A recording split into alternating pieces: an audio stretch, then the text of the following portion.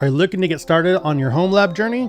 Well, this video is for you. Today, we're going to take a look at the iRasptek Raspberry Pi 5.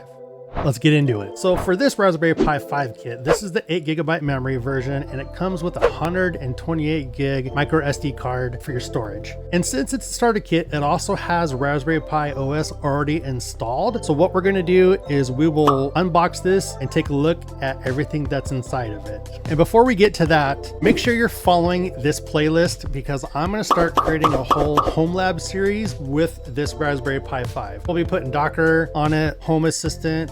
We can do some stuff like Casa OS and make it a little, storage server. So make sure you're following that playlist so you don't miss the future videos when they go live. Looking inside the box, here is everything it comes with. So we have our Raspberry Pi 5. We have an accessory kit. We have our HDMI to micro HDMI cables, and then we have the power supply. This is the 27 watt. It's a USB-C power supply. We don't need to crack it open, look at that. You know what the power supply looks like. Inside the accessory case here, we have a case. That's going to be the case for the Raspberry Pi itself. We have an active cooler for cooling. We have the micro SD card and then a card reader. We'll put that aside for right now. I want to get to the Pi. Raspberry Pi 5, like I said at the intro, this is the 8 gig version.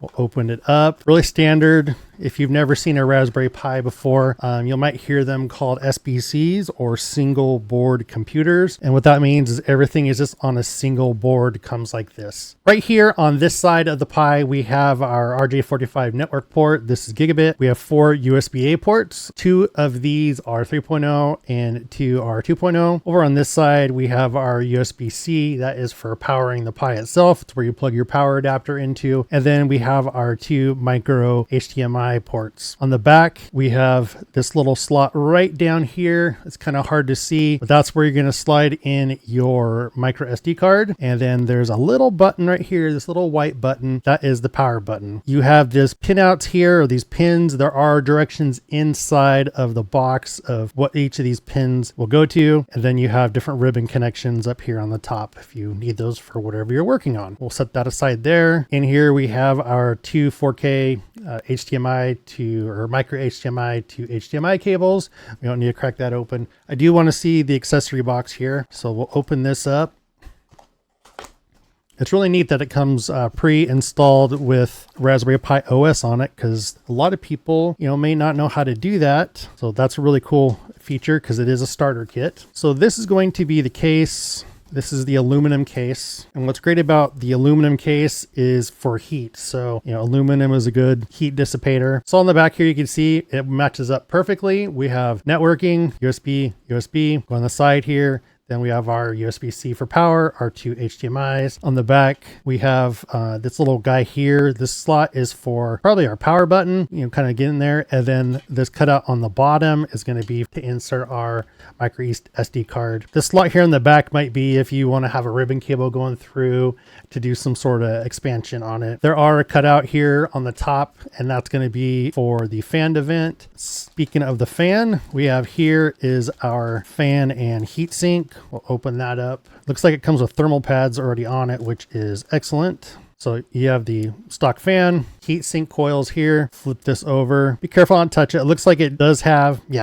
little film on top of these. So before you install this onto your Pi, you want to peel off this little plastic protective film. You want these heat sink or thermal pads. They're going to be a little sticky, just a little bit. You want those to have direct connection with the parts on the board. So make sure you peel those off. And then you have the plug here, which plugs into the board for your fan. And we have a screwdriver for helping put the Pi into the case. We have our micro SD card, 128 gig here inside this little holder. That also has, like I said earlier, the Raspberry Pi OS already installed on it. What you'll end up doing is when you get your Pi all together, you'll just insert that card into your Raspberry Pi, plug it into a monitor, keyboard, mouse, boot it up, and it should go right into the Raspberry Pi desktop. What we have here is a card reader, and I'll do my best to see if the camera can pick it up, but it is, obviously really small. There's a spot right here. Hopefully we can see that right there. There's a slot you put your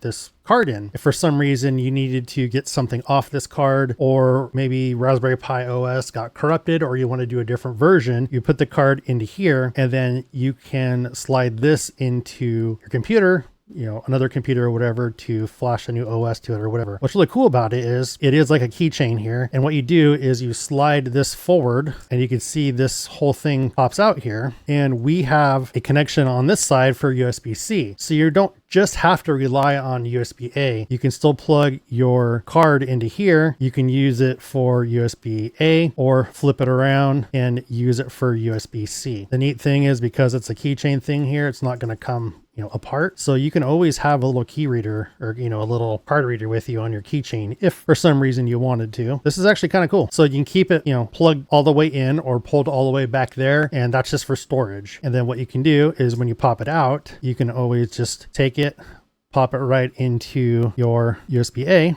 and now you have, it's reading the card. Or if for some reason you don't have access to USB-A, you use the other side, USB-C, you plug it in. Obviously we're not plugging it into the power port, but you get what I'm talking about, and it's still a card reader. So this might be actually something I keep just normally on my keychain, with the little, you know, micro SD card in here that just has like some like emergency files, you know, resume, or, you know, something like that, music or something if we're on the road and we want to play some music in the car that I don't have access to. So that may be kind of a cool, you know, use case for that. I have quite a few little SD cards hanging around, might use it for that. There you have it. That is the Raspberry Pi 5 starter kit from iRasptek. If you're interested in picking one of these up, I'll put a link in the description below to the product page of where you can pick it up. And like I said, make sure you're following this playlist, because we're going to start building out a whole series on home labbing with a Raspberry Pi 5. Until next time, stay safe, have fun, and keep doing good.